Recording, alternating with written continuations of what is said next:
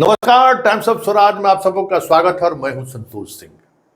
और आज हम टाइम्स ऑफ स्वराज में बात कर रहे हैं लोकसभा 2024 के चुनाव की। जी हां, हमने आपको कहा था ना कि भाई इस बार कोई लहर नहीं है, न राम का लहर है, न मोदी का लहर है, न हिंदू है, न मुसलमान है, न भारत है, न पाकिस्तान है, न पुलवामा है, न चीन है, न जापान है, न अरुणाचल है, न असम है।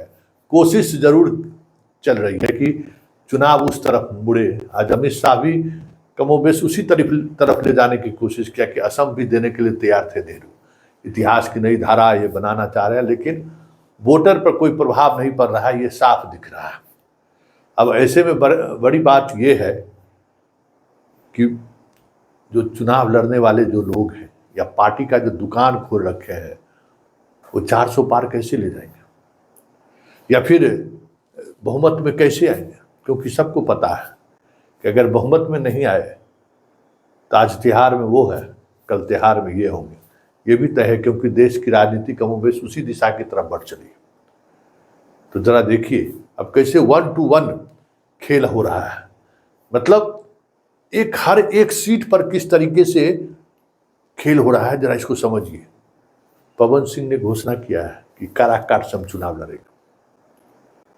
अब इस घोषणा के पीछे की राजनीति क्या है, जरा इसको समझ लीजिए, बहुत कुछ समझ लीजिएगा।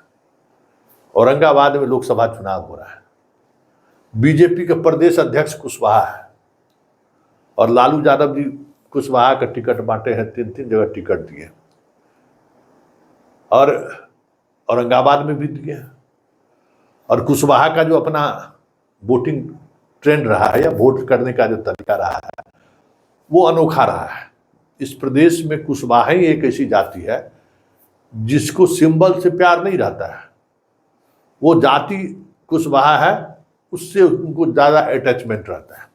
तो हर कंस्टिट्यूंसी में ये चीज़ देखा गया कि जहाँ कुशवाहा उम्मीदवार है वहाँ वो जिस पार्टी से है वहाँ वोट कर देंगे, बाकी जगह वो अपने तरीके की राजनीति वो करते हैं।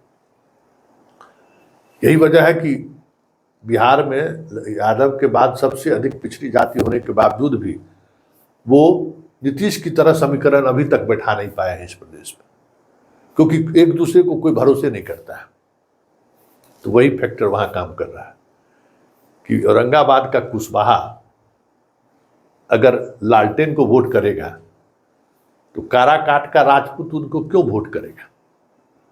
और बड़ी आबादी है, 2-2.5 लाख वोट राजपूत का है। फॉरवर्ड के सारा वोट मिला दीजिए तो 4 लाख 4.5 लाख वोट है, जबकि उतना वोट कुशवाहा का नहीं है। उस काराकाट कंस्टिट्यूंसी में कुशवाहा और राजपूत का लगभग बराबर वोट है।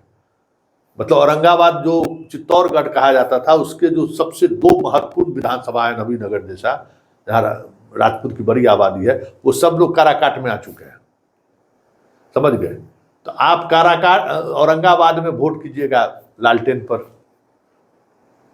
कि सुशील सिंह को हरा दे, पार्टी को मिला है टिकट, तो यहाँ क्यों आपको टिकट मिलेगा, यहाँ क्यों आपको वोट मिलेगा राजपूत को। तो एक खेल तो ये हो रहा है और इस खेल में बहुत सारी चीज़ें जुड़ी हुई हैं, क्योंकि आज घोषणा करने का कोई मतलब नहीं है, क्योंकि काराकाट सबसे अंतिम चरण में चुनाव है। मतलब लास्ट चरण में 2 महीना से अधिक समय है वहाँ पहुँचने में। आज क्यों घोषणा हुआ है? एक तो ये नैरेटिव सेट करने की कोशिश हो रही है और दूसरा नैरेटिव भी है, और वो नैरेटिव ज़्यादा खतरनाक है। जिस तरीके से नीतीश को कमज़ोर करने की कोशिश बीजेपी चिराग के सहारे पिछली बार 2020 में किए थे, इस बार लगता है नीतीश भी उसी मिजाज में। और उपेंद्र कुशवाहा जो अपने आप को इस प्रदेश के नेक्स्ट पिछड़ों के नेता के रूप में स्थापित करने की कोशिश में लगे हुए हैं। समझ रहे हैं कि नीतीश चले जाएंगे तो फिर तो मेरी ही बारी है। तो उनको कहीं नीतीश के इशारे पर पवन सिंह ने सेट तो नहीं कर रहा है, क्योंकि इतना तय है कि पवन सिंह अगर वहाँ चुनाव लड़ गया तो उपेंद्र कुशवाहा की हार निश्चित है। तीसरे नंबर पर चले जाएंगे ये भी निश्चित है, कहीं दूर दूर तक नहीं रहेंगे ये भी निश्चित है। तो क्या हो रहा है बिहार में? क्योंकि बिहार में जो सियासत जिस तरीके से करवट ले रही है, रोज कुछ नई नई चीज़ें सामने आ रही हैं। आने वाले पता नहीं चुनाव में बिहार की राजनीतिक फिजा किस दिशा की तरफ बढ़ जाएगी कहना मुश्किल है, क्योंकि यही स्थिति पूर्णिया में भी है, यही स्थिति सिवान में भी है, और अब यही स्थिति पवन सिंह के काराकाट में खड़े होने के बाद स्थिति बन रही है। तो क्या ये माना जाए कि कोई लहर नहीं रहने की वजह से जो जहां उम्मीदवार जितना मजबूत होगा ईवीएम पर बटन उसी का दबेगा? चलिए देखिए आगे आगे होता है क्या है, लेकिन इतना तय है कि नीतीश जिस मानसिक स्थिति में है